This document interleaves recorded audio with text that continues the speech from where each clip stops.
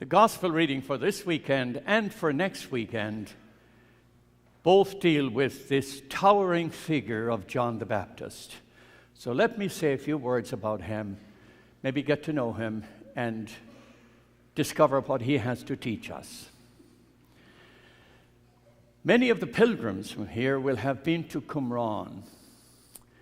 It's a settlement in the Judean desert on the north shore of the Sea of the Dead Sea. And there lived, in the time of Jesus, from maybe 100 years before Jesus into the time of the Lord, a community called the Essenes. The Essenes were very rigid. They were ascetic people. They were plentiful all over the Hebrew world, but they were especially settled in this community of Qumran. And there they practiced very rigid discipline in diet and in religious practice. They had very fervent dedication to their ideals. They were the chosen ones. They were the enlightened ones. They were the ones who had the answers. In 1947, a Bedouin boy in that area was following some goats, and he threw a stone after some goats who had wandered off, and they landed in a cave. And that was the beginning of the discovery of the Dead Sea Scrolls, the greatest archaeological, biblical find in the last 100 years. And therefore, we're all very familiar with the name Qumran. I know many of the pilgrims have been there. That's of some interest to us because there is a good indication that if John did not belong to the Essenic community, he was very influenced by them. And you'll see this in the manner of his teaching. So I decided when I was reflecting on this that I'd like to meet John the Baptist. So using the Ignatian imaginative prayer, I decided that I would go out into the desert and meet this fellow, get to know him. I mean, what has he got to say to me? What did he look like? What kind of doctrine did he preach? How did his life begin? How did he live his life? And how did his life end? I want to get to know him. Well, if you read the Gospel of Luke, he's in all four Gospels, but the beginning of Luke's Gospel deals with his parents, Zechariah, who was a priest of the house of Abijah, and his mother, Elizabeth, of the tribe of Aaron. And so we get to know his background a little bit. He grew up in a very formal Hebrew tradition. So now he begins to preach in the desert, and he's preaching a very Old Testament rigid doctrine. The axe is at the root of the trees, brood of vipers. His language is very strong. His language is rigid, and his language is absolute. There is the Lamb of God. He sees the Lamb of God. That's his mission.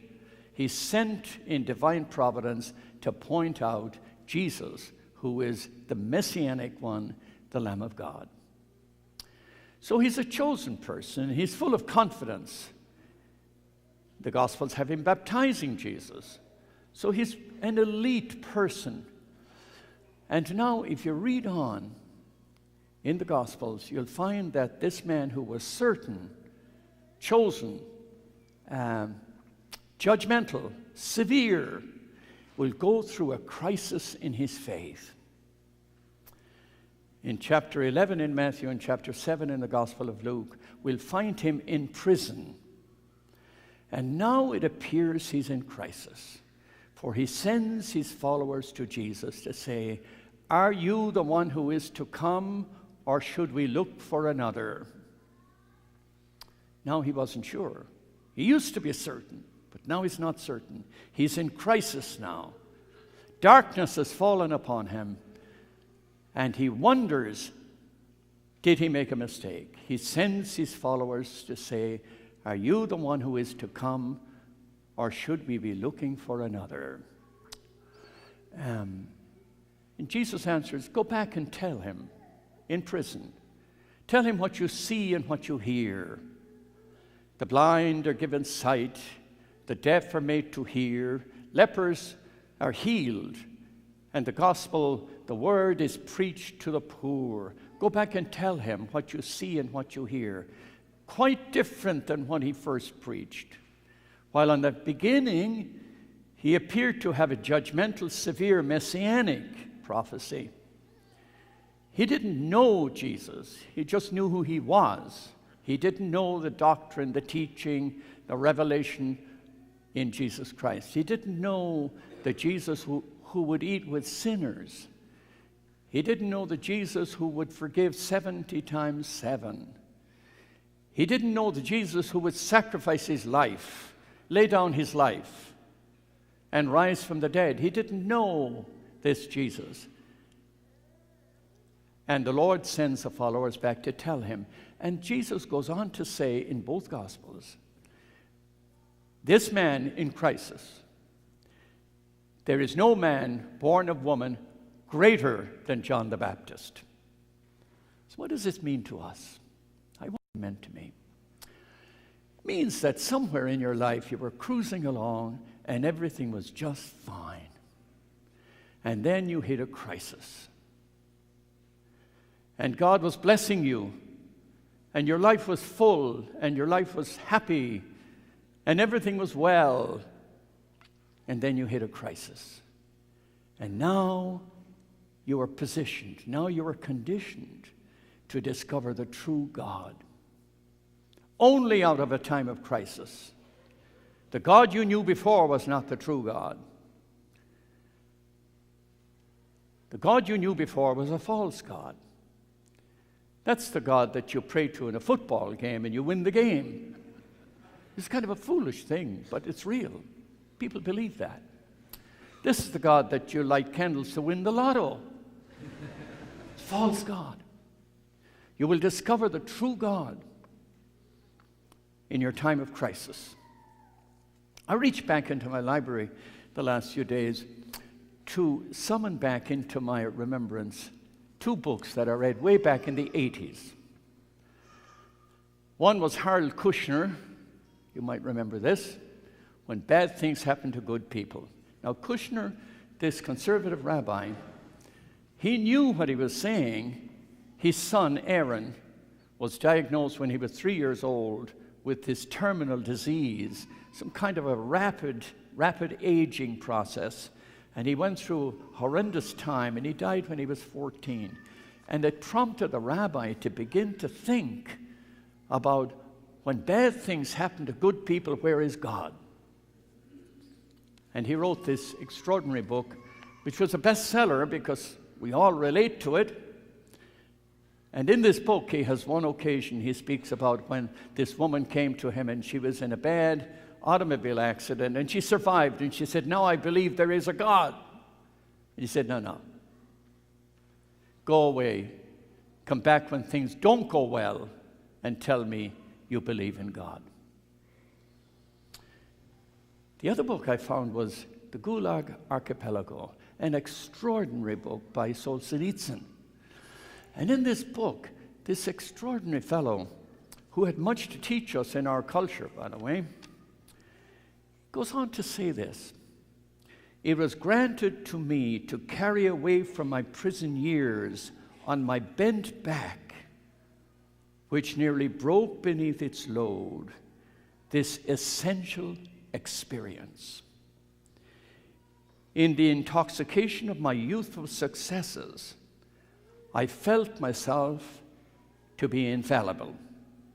It was only when I lay there on rotting prison straw that I sensed within myself the first stirrings of good. That is why I turn back to the years of my imprisonment and say, sometimes to the astonishment of those around me, bless you, prison. I have served enough time there. I nourished my soul there, and I say without hesitation, bless you, prison, for having been given life to me. So tell me about your crisis.